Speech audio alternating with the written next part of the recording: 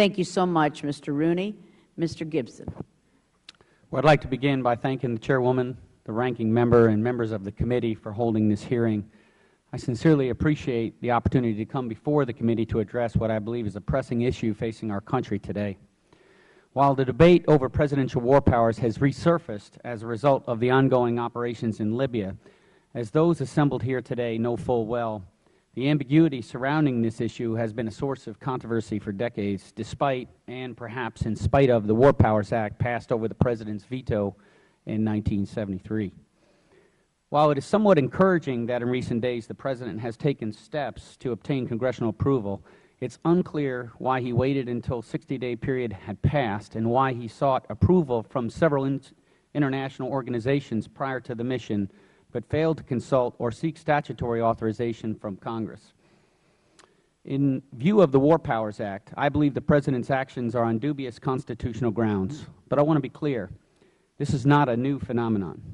Presidents from both parties have been on dubious grounds with regard to the War Powers Act, perhaps not surprising given that no President since its enactment has acknowledged its constitutionality. It's time to bring clarity to the situation and to resolve the matter of presidential war powers. As a student of history and former professor of American government, I frequently turn to the Federalist Papers, the notes on the constitutional debate, and the Constitution itself to derive the intent of the Founders.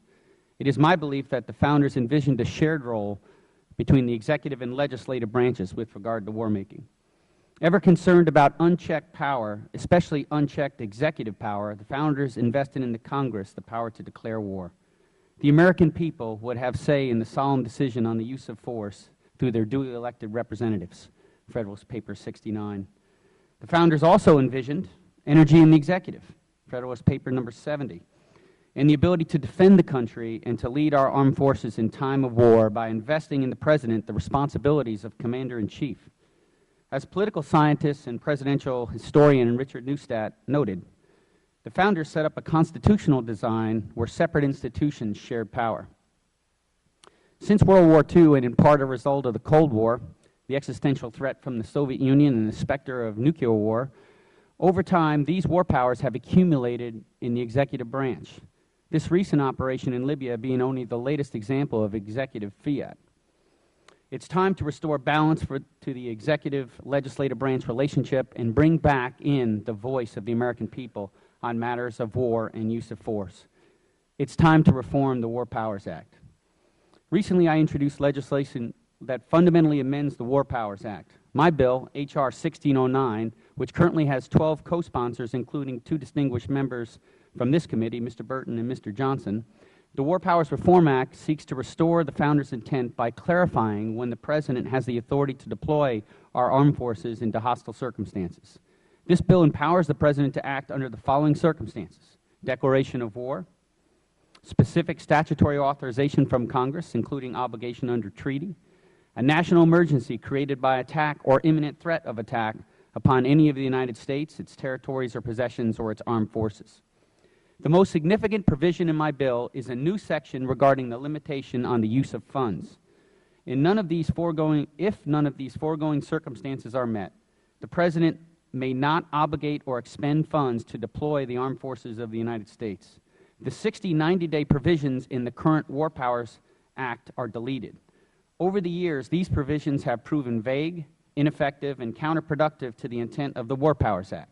This new provision regarding prohibition of funds provides a much-needed enforcement mechanism and reasserts congressional authority in both authorizing funds as well as making war. As seen in the current operations in Libya, the executive currently has the ability to cost shift with funds already appropriated and then subsequently reprogramming or requesting funds after actions are complete. The administration's ability to do so denies the American people their voice in authorizing military action. Among other new provisions added by my bill, Section 2C of the War Powers Act is amended to allow presidential action if the nation is under imminent threat of attack, something absent in the original bill. In this instance, imminent threat is defined as credible intelligence that a hostile force is about to attack our country. Other changes to the War Power Act include the elimination of antiquated reporting requirements which are no longer needed because the executive would be prohibited from acting without first seeking congressional authorization. Finally, the War Powers Reform Act contains an exemption for the State of Israel in the event that they are attacked. Thus, in essence, a vote for this bill is tantamount to providing the executive with the authority to defend one of our closest and most vulnerable allies. To date, the United States does not have a Senate-confirmed mutual defense treaty with Israel. While it is virtually impossible to foresee events and threats in a constantly evolving world, the need to immediately defend one of our greatest partners is one we can envision.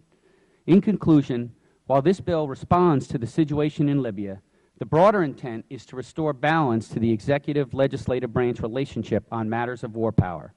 Regardless of where you stand in relation to the operation in Libya, you should support this bill to ensure the American people have a say regarding when this nation goes to war. I look forward to dialoguing with the committee, and I urge in the aftermath of this hearing that you move to markup on this bill. I'm certainly open to amendment and look forward to your thoughts on that score. Our country needs the War Powers Reform Act. Again, thank you for the opportunity to be with the committee, and I look forward to your questions and comments.